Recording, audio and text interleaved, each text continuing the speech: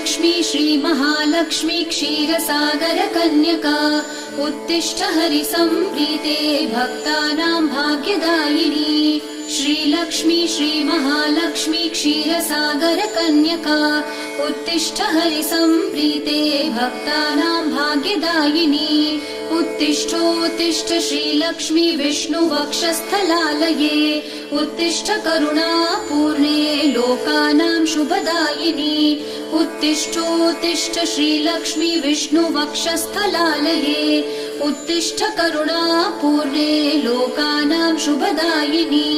श्रीपद्ममध्यवसिते वरपद्मनेत्रे श्रीपद्महस्तचिरपूजितपद्मपादे श्रीपद्मजातजननी शुभपद्मवक्त्रे श्रीलक्ष्मी भक्तवरदे तव सुप्रभातम्।